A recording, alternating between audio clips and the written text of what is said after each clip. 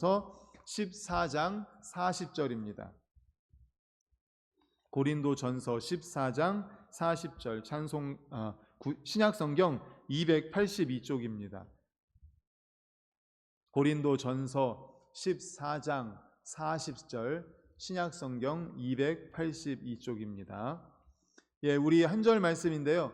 다 같이 읽겠습니다. 시작.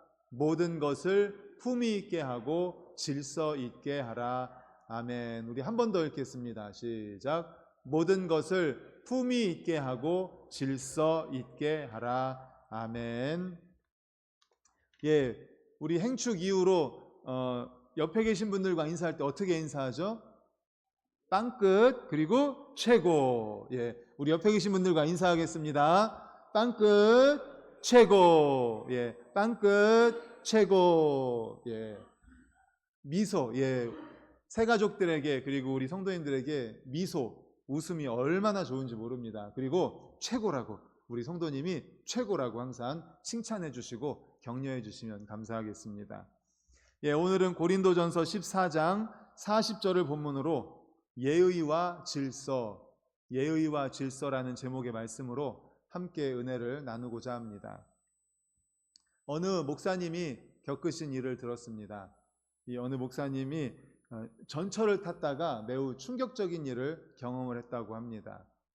전철을 타서 이제 앉을 자리를 찾으면서 둘러보았는데 저기에 이제 두 자리가 비었다고 하더라고요. 그래서 그쪽 자리로 이제 앉으려고 가는데 갑자기 어디서 나타나는지 어떤 여자분이 휙 하고 가로채서 그 앞에 딱 앉으면서 이렇게 얘기를 하답니다. 오, 주여 감사합니다. 그렇게 하고 나서는 한 자리가 옆에 비었잖아요. 그 옆에다가 가방을 탁 놓으면서 권사님 여기 자리 있어 빨리 와. 권사님 자리 있어 빨리 와. 오 주여. 그리고 권사님이라는 말에 이 목사님도 그 모습을 보고 마음속에서 오 주여라는 말이 나왔다고 합니다.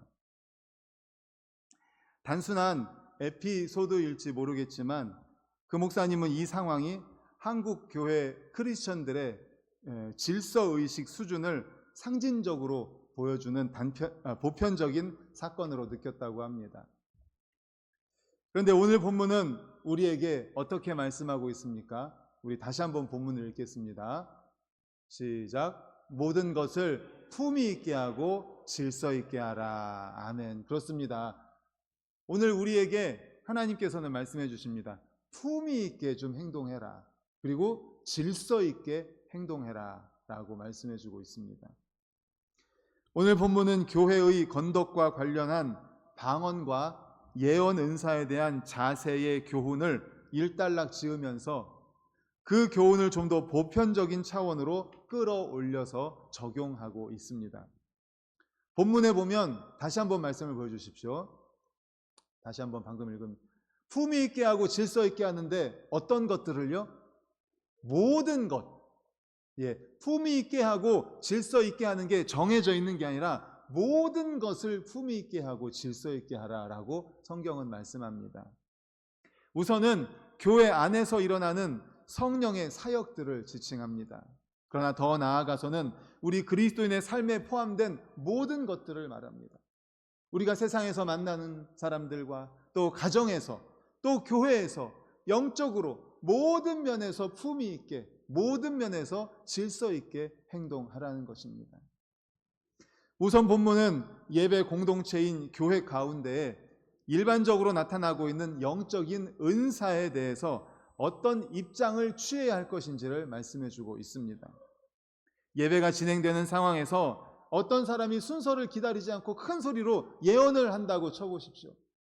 그렇게 큰 소리로 예언을 했다는 겁니다. 또 알아듣지 못하는 방언을 큰 소리로 함으로써 다른 사람들이 예배에 집중해 있는데 그 예배에 집중한 것을 깨트리는 거예요. 큰 소리로 예언하고 큰 소리로 방언하고. 사도 바울의 의도는 결코 예언이나 방언을 금지하고자 한 것이 절대로 아닙니다. 바로 앞에 우리 39절을 다 같이 화면을 보고 읽겠습니다. 시작. 그런즉 내 형제들아 예언하기를 사모하며 방언 말하기를 금하지 말라. 아멘. 예언하지 말아라. 방언하지 말아라. 이렇게 말씀합니까? 아니에요.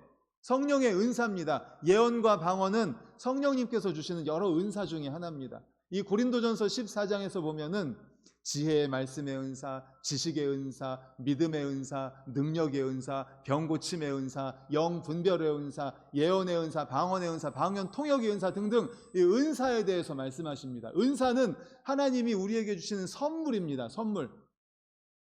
그 선물 가운데 예언의 은사와 방언의 은사가 있는데 그거 하지 마라 이게 아니에요. 예언하기를 사모해라. 예언하라는 겁니다. 방언 말하기를 금하지 마라. 방언하라는 거예요. 예언도 하고 방언도 하라는 겁니다. 그런데 어떻게 하라는 겁니까? 질서 있게 하라는 겁니다. 품위 있게 하라는 겁니다. 그러니까 문제의 핵심은 뭡니까? 무질서입니다. 무질서. 무례함입니다. 질서가 없는 것, 그리고 예의가 없는 것, 품위가 없는 것. 예언도 하십시오. 방언도 하십시오. 하나님이 주신 은사 활용하십시오. 하지만 품위 있게 하십시오. 질서 있게 하십시오라는 거예요. 무례하게 하지 말고 무질서하게 하지 말라는 것입니다. 그래서 본문에서 모든 것을 품위 있게 하고 질서 있게 하라라고 말씀하는 거죠. 품위 있게 하고 해당하는 헬라어는 유스케노모스라고 합니다. 그런데 그 품위를 한마디로 말하면 예의입니다. 예의. 그래서 말씀의 제목이 뭡니까? 예의와 질서. 다 같이 한번 따라해 볼까요? 시작. 예의와 질서. 예의, 예절, 예의 있게 하라는 거예요. 그리고 질서 있게 하라는 것입니다. 결국 성령의 은사가 되었든 성령의 역사가 되었든 예의와 질서가 없어서는 안 된다는 것입니다. 그리고 더 나아가 그리스도인의 삶에 포함된 것 전부에서 우리는 예의와 질서를 지켜야 할 줄로 믿습니다. 아멘. 모든 것에 예의와 질서를 지켜라. 교회 안에서만 은사에 대해서만이 아닙니다. 물론 당연히 교회 안에서는 교회 안에서도 예의와 질서를 지켜야 되겠지만 우리가 생활하는 모든 곳에서 예의와 질서를 지켜라라는 것입니다. 그렇다면 오늘을 사는 우리 그리스도인들에게 예의와 질서를 지키며 산다는 것은 왜 중요할까요? 그것은 무엇을 의미하는 것일까요? 두 가지로 살펴보려고 합니다. 첫 번째, 예의와 질서는 바로 주님의 존재 양식을 모방하는 것입니다. 사도 바울은 고린도 교회 예배 상황에 무질서를 지적하는 가운데 하나님의 하나님 되신 그분의 존재 양식을 선포합니다. 먼저 33절 우리 화면 보고 같이 읽겠습니다. 시작. 하나님은 무질서의 하나님이 아니시오 오직 화평의 하나님이시니라. 모든 성도가 교회에서 함과 같이 아멘. 하나님은 어떤 하나님이라고요? 무질서의 하나님이 아니에요. 그럼 어떤 하나님입니까? 질서의 하나님이죠. 그렇습니다. 하나님은 질서의 하나님이십니다. 무질서의 하나님이 아닙니다. 화평의 하나님이십니다. 화평의 하나님이십니다. 사도 바울이 고린도 교회 성도들에게 예배의 질서 의식을 강조하면서 우리에게 상기시키는 메시지가 무엇입니까? 하나님을 닮으라는 겁니다. 하나님은 질서의 하나님입니다. 무질서의 하나님이 아닙니다. 질서의 하나님입니다. 그러므로 우리도 질서 있게 하라는 겁니다. 질서라는 말 요즘 사회에서 많이 사용하죠. 질서 의식이니 또 뭡니까? 기초 질서, 교통 질서. 문명 사회일수록 질서를 중요하게 여깁니다. 그리고 질서를 지켜야 됩니다. 우리가 질서를 잘 지켜야만이 우리도 화평하고 편안하고 안락한 생활을 할 수 있지 않습니까? 질서가 깨져 보세요. 어떻습니까? 혼란스럽지 않습니까? 나라가, 사회가, 관계가 모든 것들이 다 혼란스럽잖아요. 질서의 반대말이 그래서 무엇입니까? 무질서입니다. 그리고 혼돈, 혼란입니다. 그런데 그 질서가 어디서부터 시작되었다고요? 우리 하나님에게서부터.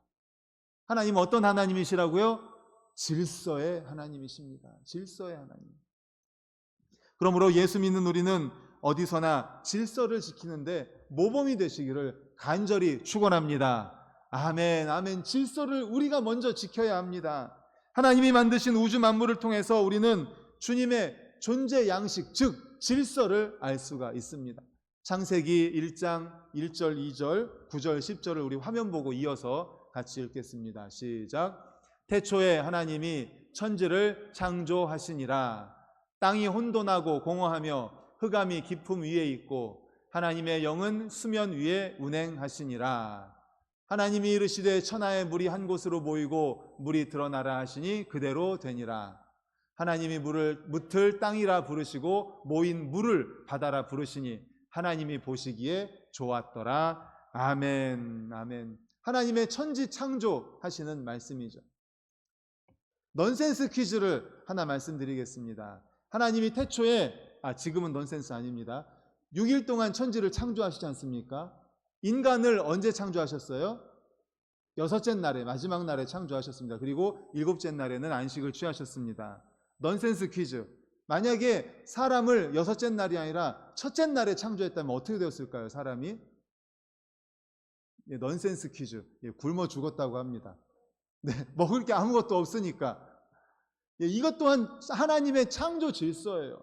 창조의 순서와 창조의 방법을 보면은 우리가 놀라운 하나님의 그 섭리를 발견하게 됩니다. 하나님의 창조가 즉흥적이 아니라는 것. 첫째 날부터 마지막 날까지 정말 질서 있게 계획된 대로 계획에 의해서 창조하셨습니다. 먼저 하나님은 공간을 만드십니다. 첫째 날에 빛과 어두움이라는 공간을 만드시고, 둘째 날에는 물과 하늘이라는 공간을 만드시고, 셋째 날에는 땅이라는 공간을 만드셨습니다. 이렇게 첫째, 둘째, 셋째 날에 공간을 만드시고 넷째, 다섯째, 여섯째 날에는 거기에 맞는 걸 채우세요. 첫 번째는 빛과 어둠을 만드셨지 않습니까? 그래서 넷째 날에는 낮과 밤을 주관하는 해, 달, 별을 만드십니다. 둘째 날에는 물과 하늘을 만드셨잖아요. 그래서 다섯째 날에는 뭘 만드냐면 물에는 물고기를, 하늘에는 새를 만드십니다. 여섯째 날에는 땅을 만드셨잖아요. 그래서 식물과 사람을 만드신 거예요. 바로 이겁니다. 하나님께서는 이렇게 창조하실 때도 창조의 순서와 창조의 내용이 계획적이고 질서가 있습니다. 그 결과 혼돈하고 공허한 땅이 질서 정연한 창조 세계로 변하게 된 것입니다. 이것을 보아도 분명히 우리는 알 수 있습니다. 하나님은 어떤 하나님이요? 질서의 하나님. 다시 한번 따라해 볼까요? 하나님은 질서의 하나님입니다. 하나님은 질서의 하나님이십니다. 질서를 영어로 코스모스라고 합니다. 많이 들어보셨죠? 코스모스. 그럼 무질서, 혼돈을 뭐라고 하냐면 카오스라고 합니다.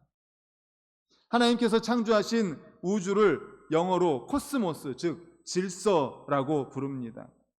땅이 혼돈하고 공허하며라는 말씀은 혼돈, 카오스를 말합니다. 즉 하나님의 창조는 혼돈에서, 즉 카오스에서 코스모스, 질서로 나아가게 된 것입니다.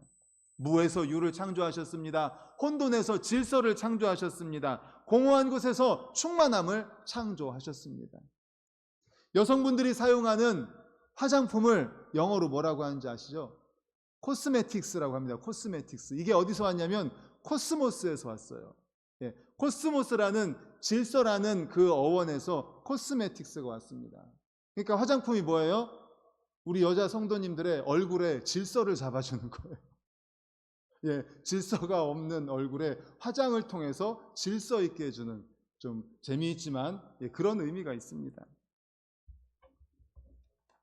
무한 광대한 우주를 상대로 천문학, 천체 물리학을 연구하는 사람들은요, 그 무한 광대한 우주 망원경으로 보면서 그 질서에 놀란다고 합니다. 어떻게 이렇게 질서 정연할까? 절묘한 조화에 감탄을 한다고 합니다. 반대로 아주 세미한 현미경, 더 작은 것들, 분자 생물학을 연구하는 사람들 역시 생명의 신비로움과 더불어서 질서와 조화에 놀란다고 합니다. 광대한 우주를 보아도, 하나님이 창조하신 그 우주 만물을 보아도 그것에, 그 질서와 조화에 놀라고요. 그리고 우리가 보지 못하는 너무나 작은 것을 보아도 그곳에도 바로 질서와 조화를 보면서 하나님의 창조 섭리에 놀란다고 합니다. 그렇습니다. 하나님이 지으신 세계는 바로 이렇게 질서와 조화로 요약을 할 수가 있습니다. 우리는 하나님께서 지으신 그분의 작품과 창조물들을 통해서 하나님이 질서의 하나님이라는 것을 알 수가 있습니다. 언젠가도 말씀드렸지만 작품을 보면, 어떤 사람의 작품을 보면 그 사람의 생각과 그 사람의 가치관을 볼 수 있어요. 미술 작품도 그렇지 않습니까? 어떤 작품을 보면 이거는 누구 작품이다, 이건 누구 작품이다 알잖아요. 왜 그렇습니까? 그 안에는 그 작가의 가치관과 작가의 혼과 작가의 생각과 모든 것들이 다 집약되어 있기 때문에.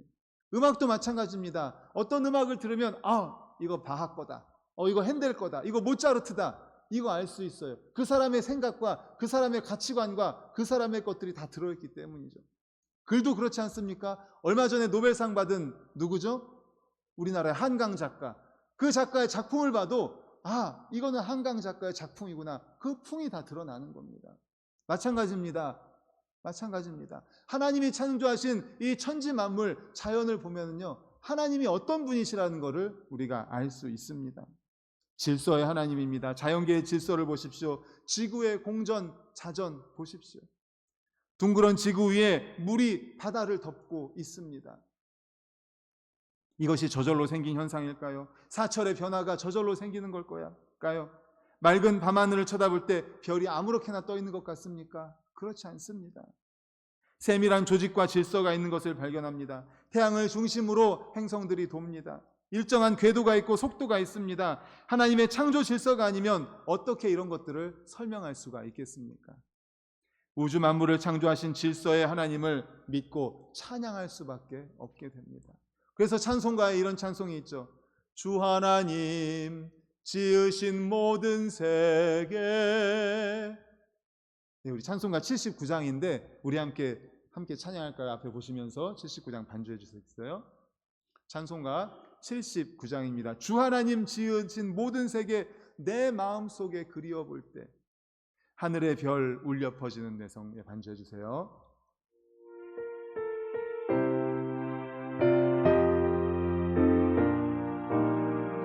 주 하나님 지으신 모든 세계 내 마음속에 그리워 볼 때 하늘의 별 울려 퍼지는 내 성 주님의 권능 우주에 찬네 주님의 높고 위대하심을 내 영혼이 찬양하네 주님의 높고 위대하심을 내 영혼이 찬양하네.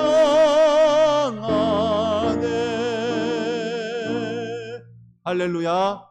아멘. 주님의 높고 위대하심, 이 천지 만물을 지으신 주 하나님 지으신 모든 세계를 바라볼 때 찬양하지 않을 수가 없습니다. 그 질서와 그 창조의 섭리와 그런 것들을 바라볼 때 찬양하지 않을 수가 없어요. 봄이 되면은 어떻습니까? 다 죽어 있었던 것 같은 그 안에서 새싹이 나옵니다. 너무 신기합니다. 그리고 꽃이 납니다. 열매를 맺습니다. 가을이 되면 어때요? 단풍 색깔을 보세요. 어떻게 그렇게 아름다울 수가 있습니까? 그 모든 자연을 보면서 정말 하나님의 질서와 하나님의 조화, 정말 하나님은 질서의 하나님이시구나 라는 걸 깨닫게 됩니다. 그러므로 우리가 질서를 존중하며 살아간다는 것은 바로 하나님을 따르는 사람, 하나님을 모방하는 사람이 된다는 것을 의미합니다.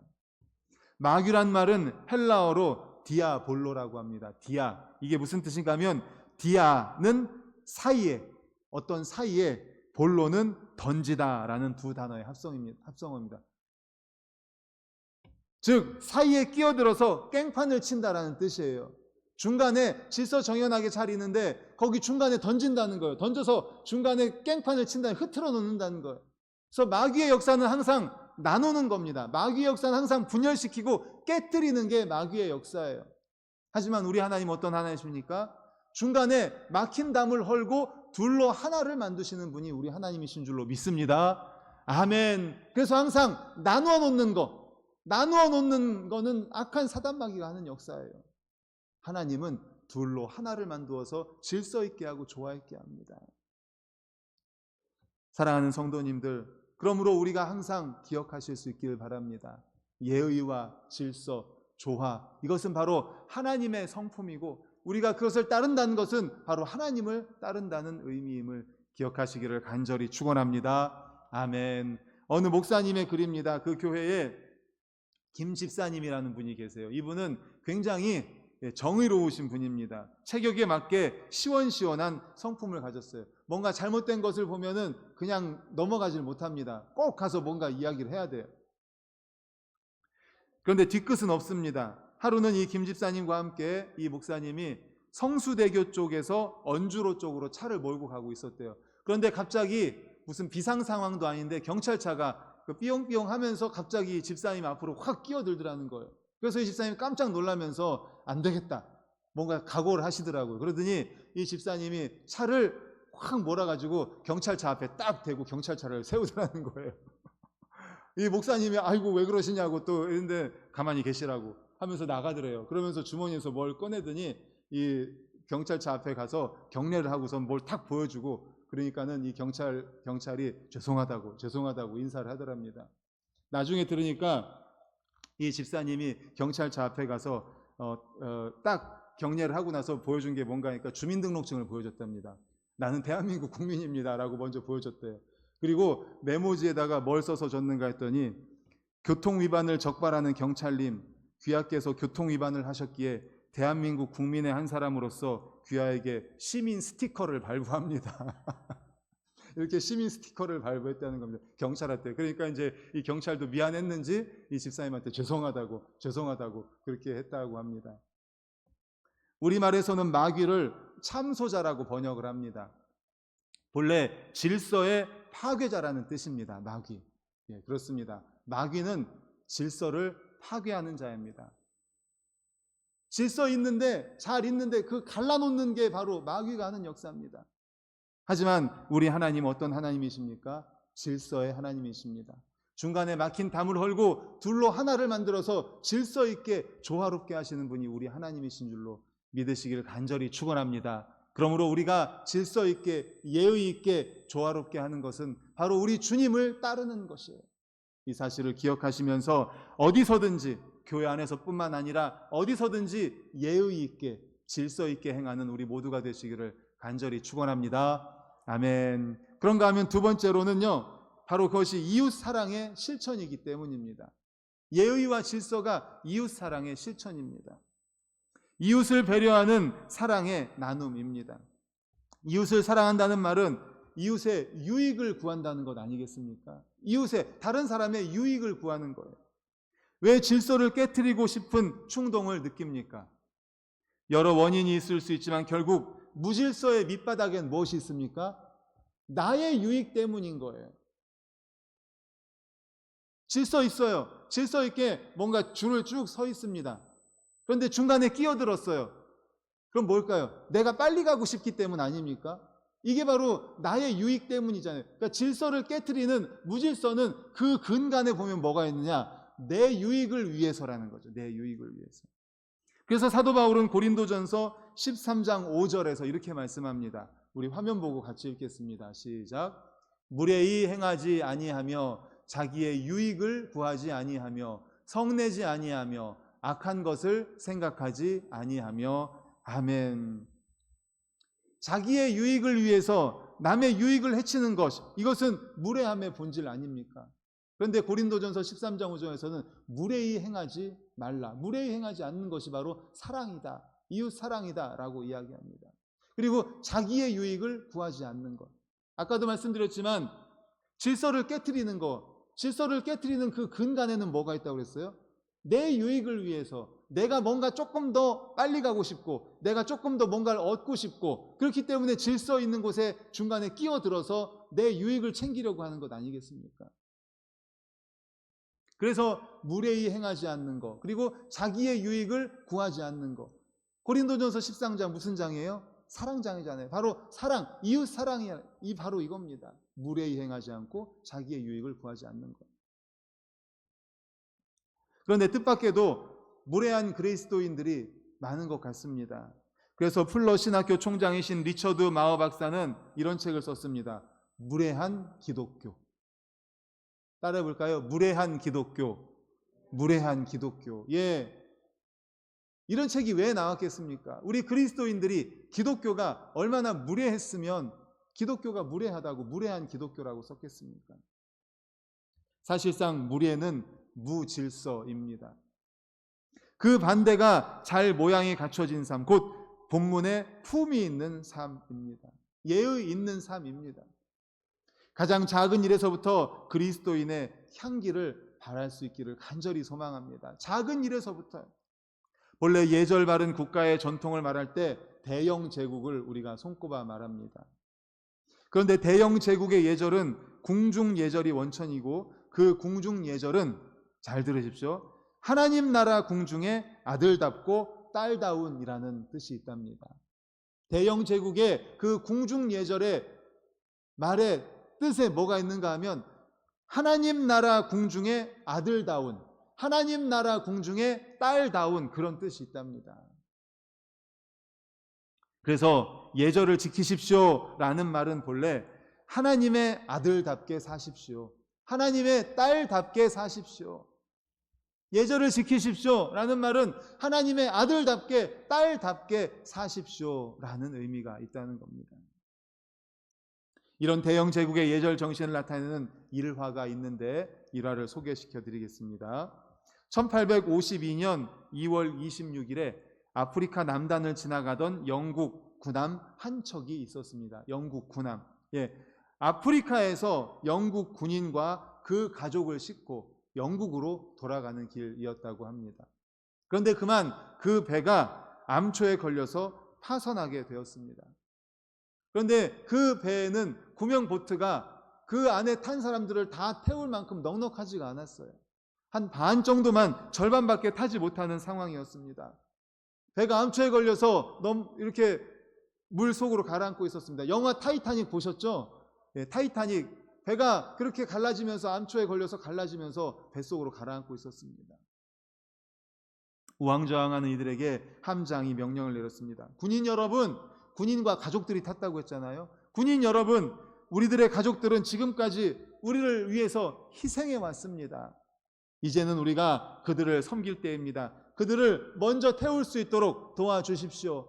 그들이 먼저 탈 수 있도록 좀 도와주십시오. 그래서 노인들을 먼저 태웁니다. 어린이들을 태웁니다. 여성들을 태웁니다. 그리고 장애인들을 먼저 태우도록 하십시오. 그리고 군인들은 보트가 없으니까 못하겠죠. 대영 제국의 아들답게 행동하십시오. 뭐라고 그랬죠 아까? 궁중예절. 그 예절이, 예의와 질서가 처음 나온 그 궁중예절, 대영 제국의 궁중예절, 그리스도인의 아들답게, 하나님의 아들답게, 대영 제국의 아들답게 행동하십시오. 이래서 가족들을 먼저 구명 보트에 태운 다음에 그들을 보내고, 군인들은 침몰해가는 그 배 위에서 그들의 가족들을 바라보면서 거수 격려를 하고 끝까지 배에 남아 있었다고 합니다. 파선해가는 배 위에서 질서 정연하게 기립하여 영국 국가를 부르면서 배가 시야에서 사라질 때까지 거수 격려를 하고 있었다. 얼마나 숙연하고 아름다운 광경입니까? 이것이 바로 질서 의식입니다. 이웃 사랑이요, 십자가 군인의 기상이요, 하늘의 왕자답고 하늘의 딸다운 행동이 아닐까요? 처음에 말씀드렸지만 무례, 무질서, 오늘 말씀의 본문이 제목이 예의와 질서잖아요. 그 반대되는 무례함과 무질서의 근간에는 바로 내 이익을 추구하기 위한 것 때문에 질서를 깨트리면서, 질서 정의하는 곳에 내가 들어가서 질서를 깨트리는 것 아니겠습니까? 그런데 이웃사랑은 뭐예요? 나의 유익을 구하지 않는 겁니다. 무례히 행하지 않는 거예요. 바로 질서의 하나님께서는 우리에게 요구하신 것이 바로 이겁니다. 이웃사랑입니다. 이웃사랑. 이제 말씀을 정리하려고 합니다. 모든 것을 품위 있게 하고 질서 있게 하십시오. 모든 것을 품위 있게 하고, 모든 것입니다. 모든 것. 내가 하고 싶은 곳에서만 하는 게 아니에요. 어디에서든지, 가정에서도, 또 교회 안에서도, 또 영적으로도, 또 사회에서도 모든 것을 품위 있게, 예의 있게, 그리고 질서 있게 행하십시오. 그래서 우리를 통해서 세상이 아름다워지고 또 조화로워지는 일에 앞장서십시오. 바로 그것이 하나님의 성품을 모방하는 것입니다. 왜요? 하나님은 질서의 하나님이시기 때문에. 그러므로 질서의 하나님을 모방하면서 우리가 질서 있게 예의 있게 행동하고, 나의 유익이 아니라 나의 유익을 구하지 않고 이웃을 사랑하며 다른 이들의 유익을 구하면서 그렇게 질서 있게 조화 있게 행동하는 것이 바로 하나님이 기뻐하시는 일입니다. 하나님이 기뻐하시는 우리 반석교회, 그러므로 하나님이 기뻐하시는 우리 모든 성도님들, 예의와 질서 있는 우리 모든 성도님들 되시기를 간절히 축원합니다. 아멘. 우리 이 시간